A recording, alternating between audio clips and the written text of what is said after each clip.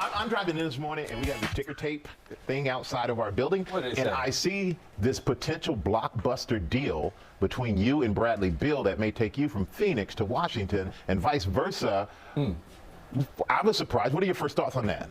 I was surprised too.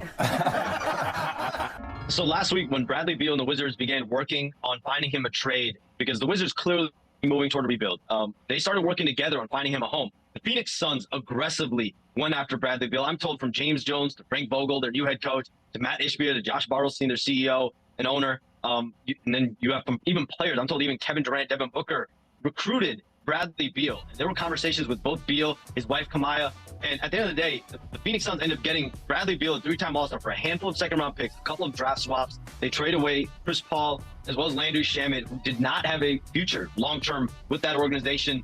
From a talent perspective, it's a no-brainer. I think the only way this deal happens is because Bradley Beal has a no-trade clause. That's literally the only reason he wound up in Phoenix. So quickly, I want to get into the most obvious thing about this trade for Bradley Beal to the Phoenix Suns. Before I do, don't forget to like, share, comment, and subscribe. I appreciate that. And, one of the reasons why you might want to join us here is we make a lot of bold predictions, okay? One of them was the Phoenix Suns just a couple days ago in my Denver Nuggets championship video. I said the team that the Nuggets would have to look out for is the Phoenix Suns.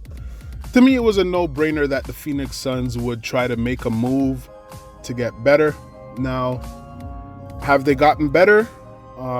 Yeah, I would say they've gotten better, especially offensively. Some people would say, it's a lot of ball-dominant players on the team. I don't think so. I think Bradley Beal and Kevin Durant are well capable of playing off the ball. And I think Devin Booker would be the primary ball handler. Devin Booker, the primary ball handler. Kevin Durant would be the secondary ball handler.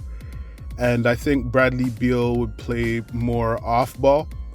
But still, don't forget, a lot of these guys individually would be able to cook when the other two guys are resting. So I think offensively, they shouldn't have an issue, especially DeAndre Ayton, really good in the paint, decent mid-range touch. So offense, no issues, especially DeAndre Ayton. I don't mind him defensively in the post. The problem is going to be with perimeter defense. None of these guys are known for their defense. When you think of Kevin Durant, Bradley Beal, and Devin Booker, and it's not easy. It's not easy to play on both ends of the floor. I do believe that defense is more of an effort thing, but it's not easy to put as much effort on the defense and the offense.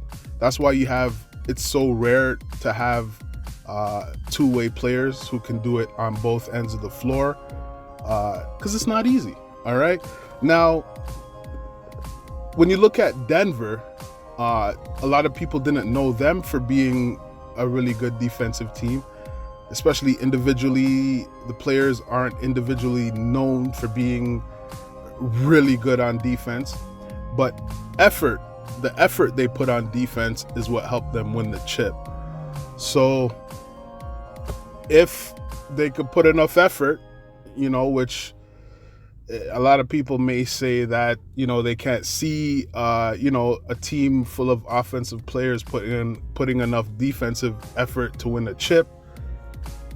Hey, what I want to see is how they fill out the roster, okay? Devin Booker, Bradley Beal will probably start shooting guard, point guard. You might have Kevin Durant at the 4, DeAndre Ayton at the 5. So the small forward they get is going to have to be one of the best defensive players in the league, in my opinion, in order for it to be effective. So it'll be interesting to see. I do think that the Phoenix Suns did get better. Are they going to contend for the chip this year coming up? They better. They better. But I still see Denver as the top team in the league right now. everybody is trying to catch them. And I don't think Phoenix is done. I think they're still going to make some more moves, like I said, especially to deal with that defense, the perimeter defense. So don't forget to like, share, comment, subscribe. I'm going to leave it at that, and I'll catch you on the next one. You gotta play me.